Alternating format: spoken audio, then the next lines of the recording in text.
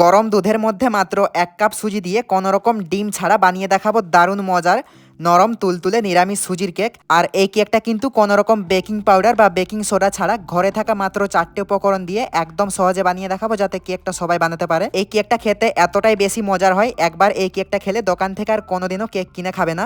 আর cake perfect হওয়ার জন্য কিন্তু অনেক অনেক টিপস রয়েছে, তো পুরো ভিডিওটা দেখার অনুরোধ রইল, তাহলে সবকিছু ভালো করে বুঝতে পারবে। তো কেকটা বানাবার জন্য প্রথমে একটা মিক্সিং বোল নিয়ে নিয়েছি, তো এখন দিয়ে দিচ্ছি এর মধ্যে হাফ কাপ চিনি। আর তোমরা যদি মিষ্টিটা একটু বেশি খেতে পছন্দ করো সেই ক্ষেত্রে কিন্তু চিনির পরিমাণটা একটু বাড়িয়ে নিতে হবে। তো এরপরে দিয়ে দিচ্ছি এর মধ্যে 1 কাপ দুধ, আমি কিন্তু হাফ কাপ করে দুইবারে দিয়েছি। আর এই দুধটা কিন্তু এখন গরম রয়েছে, মানে এক্ষুনি চুলা থেকে জাল করে নামিয়েছি। এইরকম যখনই কিন্তু দুধটা চুলা থেকে জাল করে নামানো হবে ঠিক তখনই কিন্তু কেকটা বানাতে বসতে হবে, তাহলে কিন্তু কেকটা একদম পারফেক্ট হবে।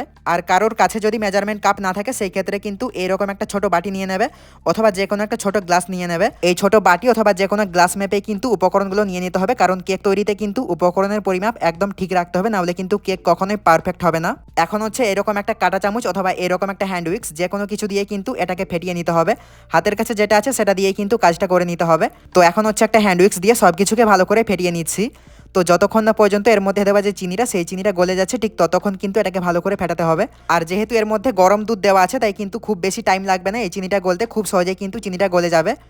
তাও কিন্তু 1 থেকে 2 মিনিট একটু ভালো করে ফেটাতে হবে। তো ভালো করে ফেটিয়ে নিয়েছি, এখন হচ্ছে এর মধ্যে দেওয়া যে চিনিটা সেই চিনিটা ভালো করে গলে গিয়েছে। তো এখন হচ্ছে এর মধ্যে দিয়ে দিচ্ছি 1 কাপ সুজি। আমি এখানে যতটা দুধ নিয়েছি ঠিক ততটাই কিন্তু এখানে সুজি নিতে হবে। তো হাফ কাপ করে দুইবারে আমি সুজিটা দিচ্ছি। আর সুজির কেক বানালে কিন্তু চেষ্টা করবে একটু মিহি রেখে সুজিটা নিতে, কারণ এই কেকটা তাহলে ভালো হবে। আর যদি মিহি না হয় সেই ক্ষেত্রে কিন্তু একটু মিক্সার গ্রাইন্ডারে গুঁড়ো করে নিতে হবে। তো দেখো সুজিটা কিন্তু একদম মিহি আছে, কারণ হাতের মধ্যে যখন সুজিটা নিচ্ছি তখন কিন্তু সেই সুজির গুঁড়োটা হাতের মধ্যে লাগছে। তো হাফ কাপ করে মেপে দুইবারে সুজিটা দিয়ে দিচ্ছি 1 কাপ। তোমরা কিন্তু যে কোনো ছোট বাটি যদি মেপে নাও সেই ক্ষেত্রে কিন্তু এখানে 1 বাটি দিয়ে দেবে সুজিটা। তো সুজিটাকে দিয়ে দেওয়া হয়ে গেলে এখন হচ্ছে সব কিছুকে আবারও ভালো করে ফেটিয়ে নিতে হবে। এই সময় কিন্তু একটু টাইম নিয়ে ফেটাতে হবে, তাহলে কিন্তু কেকটা অনেকটা বেশি ফুলবে। তো 3 থেকে 4 মিনিট একটু ভালো করে ফেটিয়ে নিচ্ছি। এই সময় যতটা সম্ভব এই ব্যাটারটাকে একটু জোরে জোরে করে ফেটাতে হবে, তাহলে এর মধ্যে অনেক বেশি এয়ার বাবল সৃষ্টি হবে, সেই ক্ষেত্রে কিন্তু কেকটা অনেক বেশি ফুলবে। তো 3 থেকে 4 মিনিট একটু টাইম নিয়ে সব কিছুকে ভালো করে ফেটিয়ে নিয়েছি। তো এখন হচ্ছে এটা মিশিয়ে নেওয়া হয়ে গিয়েছে। তো এখন হচ্ছে এটাকে ঢাকা দিয়ে এক সাইডে 10 মিনিটের জন্য রেখে দিতে হবে, কারণ এর মধ্যে দেওয়া যে সুজিটা সেই সুজিটা তাহলে ভালো করে ফুলতে পারবে আর কেকটাও একদম পারফেক্ট হবে। তো রেখে দিচ্ছি 10 মিনিট। তো এখন হচ্ছে কেকটা যে বাটিতে বানাবো সেই বাটিটাকে রেডি করে নিতে হবে। তো কেকটা বানাবার জন্য আমি নিয়েছি এরকম একটা ছোট অ্যালুমিনিয়ামের বাটি। তোমাদের হাতের কাছে যেরকম বাটি আছে তোমরা কিন্তু সেই রকম বাটি নিয়ে নিতে পারো, অথবা যদি হাতের কাছে টিফিন বাটি থাকে সেই টিফিন বাটি দিয়েই কিন্তু কেকটা বানাতে পারো। তো এখন হচ্ছে এরকম একটা সাদা কাগজ নিয়েছি। এই কেক বানানোর জন্য কিন্তু এরকম সাদা কাগজ নিতে হবে, কোনো রকম কিন্তু লেখালেখির কাগজ নেওয়া যাবে না। সেই ক্ষেত্রে কিন্তু এই কাগজের লেখাটা কেকের মধ্যে লেগে যাবে কেকটা বেক করার পর। তো এখন হচ্ছে কাগজটাকে এরকম ভাঁজ করে নিতে হবে, তাহলে কিন্তু একদম বাটির মাপ করে কেটে নেওয়া যাবে। তো ভাঁজ করে নেওয়া হয়ে গেলে এখন হচ্ছে বাটিটাকে উল্টে নিতে হবে, তারপর হচ্ছে এই কাগজটাকে মেপে নিতে হবে। তো কাগজটা যতটা হবে ঠিক ততটাই কেটে নিতে হবে, তারপর হচ্ছে বাকিটা ফেলে দিতে হবে। তো দেখো খুব সহজেই কিন্তু একদম বাটির মাপ করে গোল করে কাগজটা কেটে নিয়েছি। তো এখন সেই বাটির মধ্যে অল্প করে সাদা তেল দিয়ে দিয়েছি। তো তেলটা দিয়ে এখন হচ্ছে বাটি চারপাশে ভালো করে মাখিয়ে নিতে হবে, মানে ব্রাশ করে নিতে হবে। আর এখানে কিন্তু কোনো রকম সর্ষের তেল নেওয়া যাবে না, সেক্ষেত্রে কিন্তু এই কেকটা বেক করার পর সেই কেকের মধ্যে অনেক সর্ষে তেলের গন্ধ করবে, তাহলে কিন্তু কেক খেতে কখনোই ভালো লাগবে না। যে কোনো রান্নার কিন্তু এখানে সাদা তেল নিতে হবে। তো তেলটা চারপাশে মাখিয়ে নেওয়া হয়ে গেলে এখন হচ্ছে সেই কেটে রাখা কাগজটার মধ্যে বসিয়ে দিতে হবে ভালো করে। তারপরে কাগজের উপরে আবারও তেল দিয়ে মাখিয়ে নিতে হবে। এভাবে করে কিন্তু দুইবার তেলটাকে মাখিয়ে নিতে হবে। আর যদি তোমরা এইভাবে কাগজ দিতে না চাও সেই ক্ষেত্রে কিন্তু এই বাটির মধ্যে তেল মেখে নেবে, তারপর হচ্ছে অল্প করে ময়দা ছড়িয়ে দেবে, সেটাও হবে। তো কেক বানাবার জন্য কিন্তু কেকের বাটি একদম রেডি। তো এখন হচ্ছে যে হাঁড়িতে কেকটা বেক করব সেই হাঁড়িটাকে রেডি করে নিতে হবে। তো এই জন্য চুলা একটা হাঁড়ি চাপিয়ে দিয়েছি। তো হাঁড়িটা যখন গরম হয়ে যাবে তখন দিয়ে দিচ্ছি এর মধ্যে বেশ কিছুটা বালি।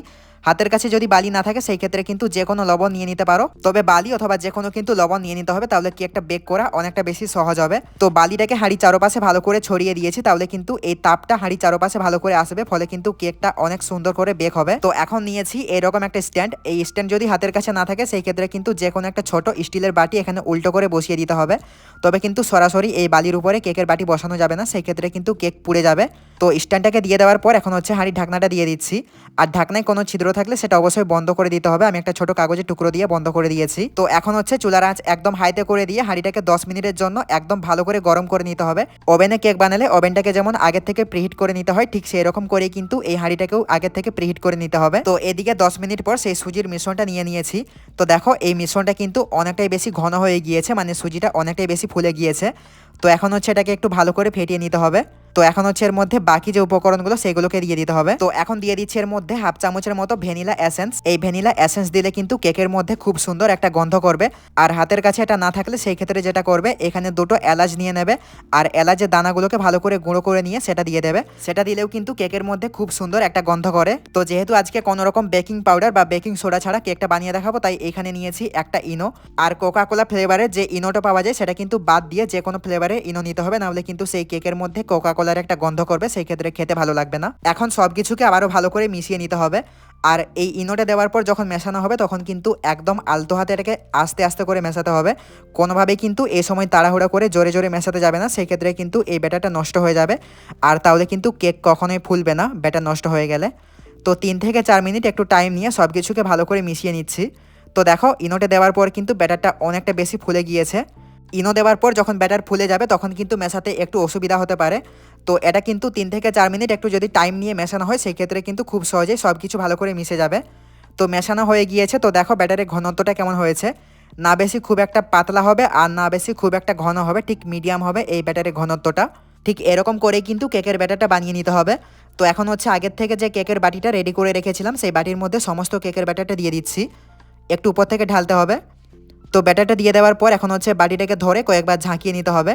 এতে করে এর মধ্যে যদি কোনো রকম বাতাস থেকে থাকে সেই বাতাসটা কিন্তু বেরিয়ে যাবে। আর যদি কোনো রকম বাতাস থেকে যায় সেই ক্ষেত্রে কিন্তু কেকটা বেক হওয়ার পর সেই কেকের মধ্যে অনেক বড় বড় ছিদ্র হয়ে যাবে, সেই ক্ষেত্রে কিন্তু দেখতে ভালো লাগবে না কেকটা। এখন আগের থেকে যে হাঁড়িটা গরম হতে দিয়েছিলাম সেই হাঁড়ির ঢাকনাটা তুলে নিয়ে এখন এর মধ্যে কেকের বাটিটা বসিয়ে দিতে হবে। আর এই হাঁড়ির কিন্তু একদম মাঝ বরাবর এই বাটিটাকে বসাতে হবে। তো এখন হচ্ছে ঢাকনাটা বন্ধ করে দিচ্ছি আর চুলার আঁচ একদম লোতে করে দিয়ে কেকটাকে বেক করে নেব 35 থেকে 40 মিনিট। আর কেকটা বেক করতে বসিয়ে কিন্তু কোনোভাবেই চুলার আঁচ বাড়ানো কিংবা কমানো যাবে না, চুলার আঁচ কিন্তু একদম একই রাখতে হবে, একদম লোতে। তো এভাবেই এটাকে 35 থেকে 40 মিনিট রেখে দিতে হবে। তো 40 মিনিট পর এখন হচ্ছে ঢাকনাটা তুলে নিয়েছি। তো এখন হচ্ছে চেক করে নেব কেকটা বেক হয়েছে কিনা। তো এই জন্য একটা কাঠি কেকের মাঝখানে ঢুকিয়ে দিচ্ছি।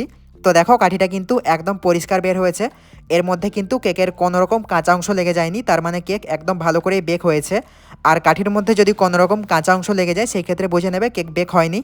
তাহলে কিন্তু আবারও 5 মিনিটের মতো বেক করে নেবে, তাহলেই বেক হয়ে যাবে। তো কেকটা বেক হয়ে যাওয়ার পরে চুলার থেকে নামিয়ে ভালো করে ঠান্ডা করে নিয়েছি। তো ঠান্ডা হয়ে যাওয়ার পর এখন হচ্ছে কেকটাকে বাটি থেকে ছাড়িয়ে নিতে হবে। তো বাটি থেকে ছাড়ানোর জন্য প্রথমে একটা ছুরি দিয়ে বাটি চারপাশটা একটু ভালো করে ঘুরিয়ে নিয়েছি, তাহলে খুব সহজে উঠে আসবে। তারপরে হচ্ছে একটা প্লেটের মধ্যে কেকের বাটিটাকে উল্টে নিয়েছি। তো দেখো খুব সহজেই কিন্তু কেকটা বাটি থেকে উঠে এসেছে। আর এখন হচ্ছে কেকের উপরে একটু কিশমিশ দিয়ে দিয়েছি, তাহলে কিন্তু দেখতে ভালো লাগবে। তো দেখো কেকটা কতটা নরম তুলতুলে হয়েছে আর কেকটা দেখতে কতটা সুন্দর হয়েছে। তো চলো এখন কেকটা কেটে দেখাই কেকের ভিতরটা কেমন হয়েছে।